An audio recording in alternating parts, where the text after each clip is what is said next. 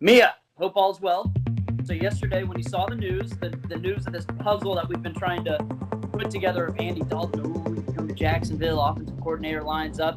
Other than that, he played some college football just outside of Dallas. How much does Andy Dalton to Dallas make sense to you in comparison to Andy Dalton to Jacksonville?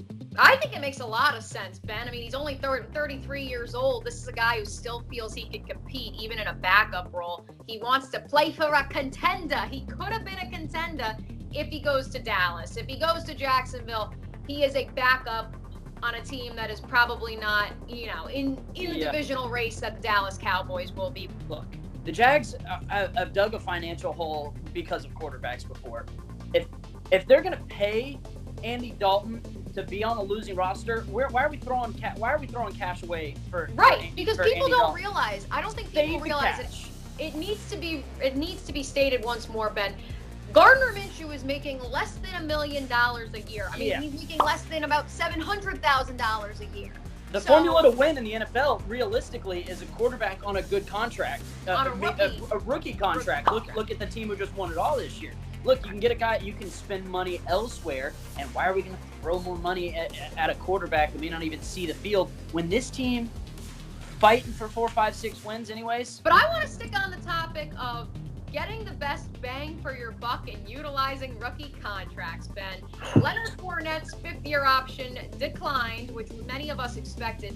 How about 4 out of the top 5 picks from the 2017 draft? Their fifth-year options all declined. The only person who gets their option picked up in that former top 5 is Myles Garrett of the Cleveland Browns. Our good friend Michael Duraco at ESPN tweeted out the stat that there's only been 3 players since 2003 for the Jags to get their second contract after being drafted in the first round.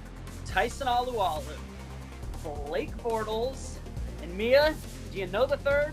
Mercedes Lewis, baby! Gosh, I guess they just don't see the value in $8 million, $8.5 on the cap hit for a running back. But you know what this means, Mia? While they did pick up Chris Thompson, I think we're going to see a potential rookie quarterback and a rookie running back in the backfield in Jacksonville in 2021. See, this is where I think it's going to get interesting. I may be in the minority. Yes, you decline Leonard's fifth-year option. You still could sign him to a cheaper deal if he wanted to stay, which I don't think that's a reality. But would it surprise you? I mean, look at right now the market for Yannick Ngakoue. No one's really looking at him. So let's say a year from now, after another 1,000+ yard season for Leonard, looking at the glass half full here, maybe the Jags sign him to a team-friendly 2-year, I don't know, $14 million, so $7 million each year, and it's worth it at that point. And now all of a sudden he's here again. It's not out of the question. It's not out of the question. Oh boy, this whole we're playing 2 games in London spiel came out a few months ago, and Nia, do you think we play any games in London? Because I sure don't.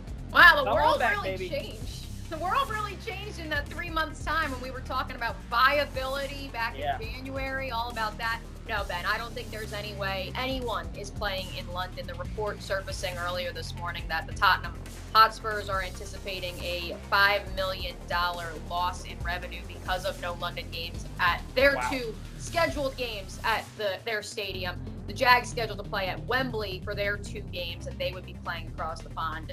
I don't see it happening, and I think what's crazy about it, if fans are allowed in the stands, Jacksonville fans are going to be getting the best bang for your buck of any team, of any fan base, because of the price. So now do they go back on the cheap ticket prices that they promised? Do they go back on the 5%? Well, it's going to be. I really do hope we get fans in the stands for preseason games, for everything else that happens in 2020. But man, wild. Okay, let's talk some more wild stuff, man, because we could yap about the Jags having fans for 8 games all day long. But Jameis Winston, I saw a stat today. I think our buddy Trevor Siemian posted that 6 long snappers are making more money than Jameis Winston this year. I mean, good for him, taking a hit on the pride. Money's not the option. He can learn under Drew Brees and the Saints, and if it doesn't work out there, then he's got that experience under his belt to go get picked up somewhere else after the year. And there are reports out there, Ben, that the Jags had conversations with Jameis Winston, but he wanted to be the starter here, and therefore he expected more money. When you know you're going to New Orleans, you have accepted you are the backup, and you're okay with making a little bit less money. Here's one that I'm curious about, though, Ben. Speaking of former starters that went the backup route to, rehab their image a little bit, how about our buddy Blake Bortles? I mean, is he the odd man out in Los Angeles at this point? He was only on that 1-year deal. He's now a free agent. Where does he fall in all of this? And, maybe, I mean, we see Teddy Bridgewater. We see other quarterbacks that took the backup route and now they're starting. Nick Foles, sore subject. Where does Blake fall into this, especially now looking at what Jameis has done? I mean, I think Blake is going to have a career in the NFL for the next 5-7 years just because of there is value of him having played so much as a starter to be a backup. I don't know, man. I mean, they paid so much money for Goff. I know they restructured that deal, but I wish Blake the best. It'd be fun to have him in the locker room here as a backup, I guess. That would be very interesting. But could you imagine that dynamic, Mia, him back in his locker room? If they ever reopen the bars at Jacksonville Beach, I don't know if there's room for both him and Gardner Minshew. Not that Gardner Minshew frequents the bars. Phenomenal. Is that all we got? Here's another one, though, for you, Ben. What do we, Cam Newton? What else do we want to talk about? Yeah, I was going to say, I think Jameis Winston, and especially looking at the videos of how he's rehabbed his body over the last 6 months. I mean, he has really dedicated himself to the process. Cam Newton is coming off of an injury, number one. Number two, do we believe that he still thinks he has what it takes to be a starter in the NFL? Because I think that plays into a factor than the remaining teams he can go to, because who really doesn't have a quarterback at this point? Yeah, and I think the problem with this is, I mean, obviously I think he believes he can still do it, but right now during this quarantine, how many teams can really give him a thorough workout? I mean, that's the issue, right? Or the medicals. That's what I'm saying. Can a team really run through everything and get that full, all right, we're good to go, 100% Cam Newton, because they're going to have to pay him. I mean, he's not going to come cheap. So if they do get to that point, how are they going to know 100% that, all right, I think we're good to go with Cam Newton, because I think that was the issue in Carolina in the first place. Right. So where do you have him landing for the 2020 season? Oh gosh. Would I be crazy to say he's not on a roster? Would that be crazy to say? Okay. I would have said Dallas. Dallas was my pick prior to yesterday. It's just like so many there are so many big contracts that are eating money that where would New York? The Giants? Yeah,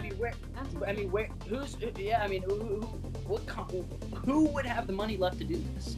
I have the Pittsburgh Steelers picking back up to Ben Roethlisberger. They do have that Mason Rudolph. They do have that Mason Rudolph guy, but last I checked, he's a pretty polarizing figure around these parts. So yeah, you do have Mason Rudolph. Obviously, Cam Newton, if he is healthy, would be an upgrade at the backup position to Ben Roethlisberger, someone who has experienced injury over the last few years, missed all of last season essentially. Yeah. So I think Cam Newton is a probability there. I am leaning further and further away from New England as a landing spot, because I truly believe Bill Belichick is tanking this year. Firmly you do. Believe. Now that would be an interesting landing spot, New England. That would be something. That would require him to change his entire offense around Cam. Y'all can talk about the Jags tanking for Trevor. Bill Belichick. Could you imagine Blake Bortles in New England? Now that is a process. The NFL schedule, as we mentioned, is expected to be released later this week. Can't wait to dive headfirst into that schedule this time next week here on First Coast Face Off. That'll be fun.